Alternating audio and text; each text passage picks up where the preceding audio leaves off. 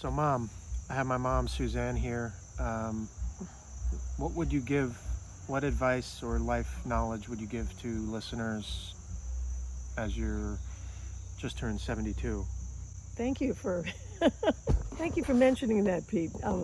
But I think at my age, you get to a point where you really have been through lots of struggles, good times, bad times, and you start to see what's important and what's going to last. And what I have found is that at the end of the day, you really have to be true to yourself. And because you're coming in this life by yourself and you're going out by yourself, and it's really about being that sort of person to yourself that you can be proud of. Someone that, makes those decisions and is coming from the right place for the right reason. And it took me a while to just be, more worried about what other people think. And now it's really about where I'm coming from. And I think we all have a basic sort of bank of love, if you want to, describe that as a metaphor. And that we give deposits to our children, to our friends, and hopefully we give more deposits than we do withdrawals. And ultimately, what you appreciates. I think some famous person said that, and I just love that, because what you realize is those are the things that you want to invest in. You want to invest in your family, because, everything else goes away, but the family sort of is forever. And I think that you are empowering your children by giving them healthy relationships through your sort of sense of living the way you live. It's those quiet moments that, kids see. So what would your you, actions. well, can I just ask, what would you say for people like me that are, single, they're yet to meet someone, they're yet to start a family? Where should they be focusing their attention and energy? As I said, I think I just said that. I think, Yeah. It's really about being a kind of person that someone else wants to love. So being sort of finding who you are and loving yourself, because you can't begin to, love someone else until you love yourself. And then that gives you a whole sort of another world. How do you think, say for people that are dating, like they're just out in the world, they're looking for their person, what is it that happens there? Do you think it's a radiance, a magnetism? Do you think that the soulmate is out there and will kind of be magnetically drawn? Or how do you think it works? I think that, we don't know exactly. I mean, that's sort of the mystery of life, how, but I really do believe at this point that you attract what you sort of put out there, whether you realize it or not. And those people ultimately come to you because you have this sort of attraction to them, and you're hopefully ready for that kind of a relationship. And I think, ultimately you're going to either be ready, okay, because I think a lot of times relationships are not, it's just timing is bad. But I think at a certain point, you have to be ready yourself. And you may go through problems in relationships, but then you sort of come to a point where you reach a sense of what do I need to deal with in relationships, and you can look out for certain problems that may arise initially, and right away you say, this person is not for me, whatever. What are those 3 non-negotiables that you have? Yeah. Okay, and I think that's the sense of it all. But then I think you want to move to the level of, what do you do in those relationships, and how do you make those successful? And I really believe it's about accepting someone with all of their idiosyncrasies. Well, what do you think, what is the pitfall? Still loving them. Yeah. I was going to say, what do you think is the pitfall of this generation that has a much higher divorce rate? People seem to be more lonely, depressed, etc. I think they're not finding their people. Yeah, I think it's sort of the same sense I have about, people that go to church and say it's boring. It's that sense of, why should I have to, I want to be entertained. I want to be entertained. I don't want to do the work on myself and become my best self. I want to just find someone else that I can be, sort of codependent with. And that's the sad part. I think people haven't really found themselves. They get married young, and they really haven't explored their own sort of inner self and found that ability to just live on their own, be on their own, and then say, okay, now I love myself. I'm now going to reach out and find someone else that fits my, what's important to me. So say a person is living, in a somewhat healthy partnership, like has their own life, their own pursuits, their own goals. Where is someone, for example, putting those deposits in that bank, from their bank of love? Where are they putting it on a daily basis? Okay, that's a great question. I'm glad you asked it, because I really think that it comes down to the little simple things in life, the smiles, the hugs, the compliments. Those compliments are incredible in sort of, making sort of... Would you say your love language is words of affirmation? Words of affirmation to yourself, or words of affirmation... from others, I don't necessarily think you get it from words of affirmation, although they can't hurt. But I think you have to have a sense of competency in something you've done on your own and believe in that. I think that's one way to enhance self-esteem. Like service in the world. Exactly. And the other thing I think is having a follow-through on your, whatever it is that you do. You follow through. You're one of those people that shows up for other people. I think showing up in life is 80% of life. I think Woody Allen said that. 80% of life is showing up, and that's something that was ingrained in me by my parents. And it's really incredible because you show up for people, and that's where life is lived, in that integrity that you have, and because of that, that's what builds you up as an important individual. That gives you that self-esteem that everybody's looking for. You don't yell, you don't say it to people. I don't know if the affirmations are really all that great. It's not necessarily the most important thing. But you're saying to be there for them. What I'm saying is you follow through on your commitments. You tell your kids you're going to take them to the amusement park. You don't say, no, honey, I can't take you. You follow through no matter how tough it is. And when you have a friend, you're there for your friend.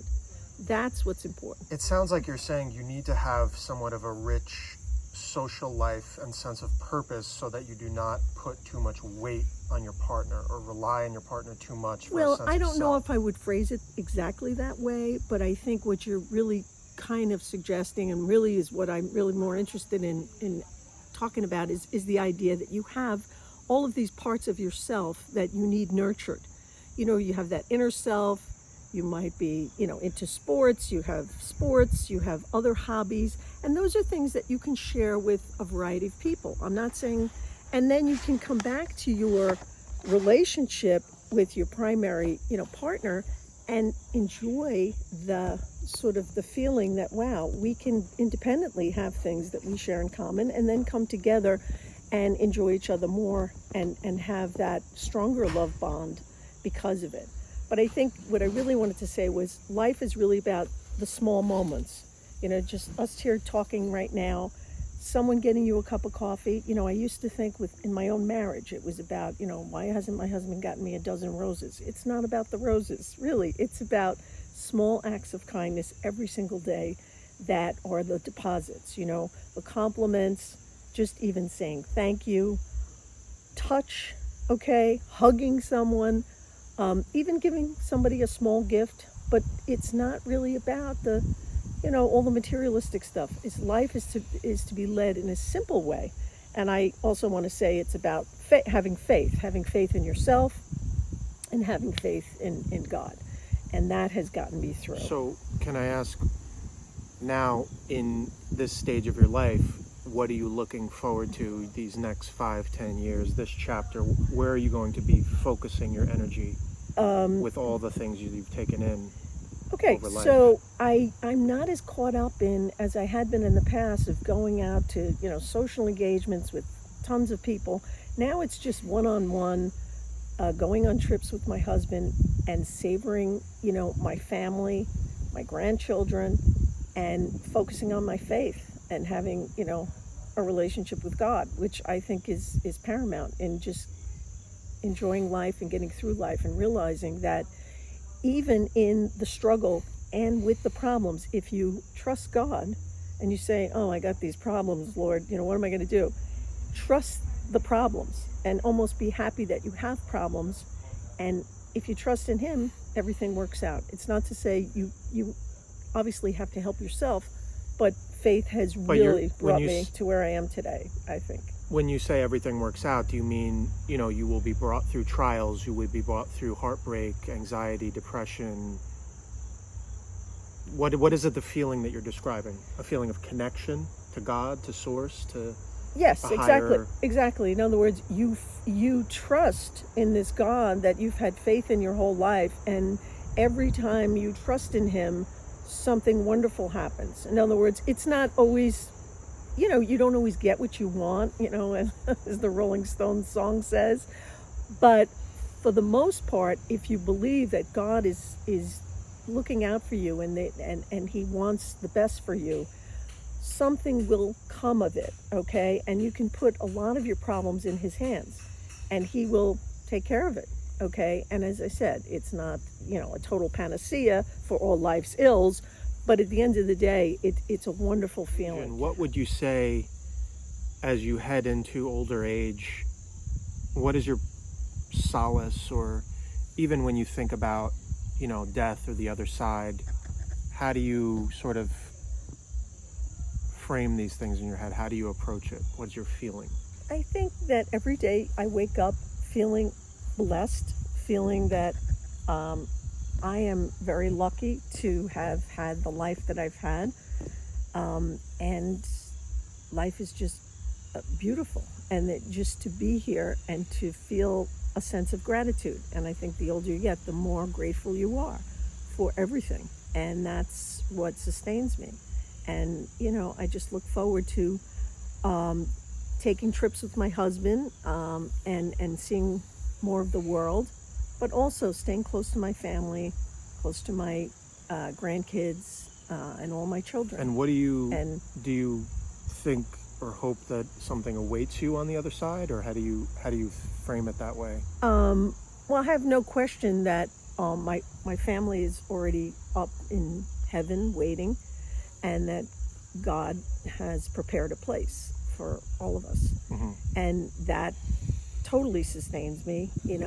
I saw my parents pass, both of them, and they had no regrets, and they were just peaceful. Do you think that I believe that there's peace. Do you think that there's more life after this life? I in think the sense of eternal life, or I think our spirit lives on. I don't think our spirit never dies, and our soul lives on. And it is a beautiful feeling, because once you've lived as long as I've lived, you've had the experiences of faith, and faith is like a muscle, and it just grows, and the more it grows, the more you believe, and it doesn't matter what other people say. I don't really care. So when you say it grows, what I believe. When you grow, it's like that connection, or that ability to tune in or tap in, becomes more and more solid. Exactly. As you live more, as you overcome obstacles. Well, it's also because you have put your trust in this higher power, in God. When you trust, the more you trust, the more things seem to come through for you, and then the trust gets stronger and stronger and stronger, so that I have now things that happen to me that, 20 years ago it would have been much tougher to get through, but I see that God has a plan, and and things are going to all work out. Okay. And what legacy would you hope to have left when you go? I hope that my children become people of faith, and believe that they can do anything, and have the confidence to be authentic people, and not get caught up in all of this craziness of this social media, and to just focus on time alone, time with their children, but also just sustaining and being that authentic person, and always being true to themselves, and really realizing that life is about giving to others. That's what we're here for. It's about sort of that unselfish ability to just give our love. In the end, the love you give is greater than the love you receive. I think that was John Lennon's song. And so I think that's what I hope Yeah. is my legacy. All right. Well, thanks. Love you, Thanks, sweetie. Mom. Okay. Love you. All right. Thanks.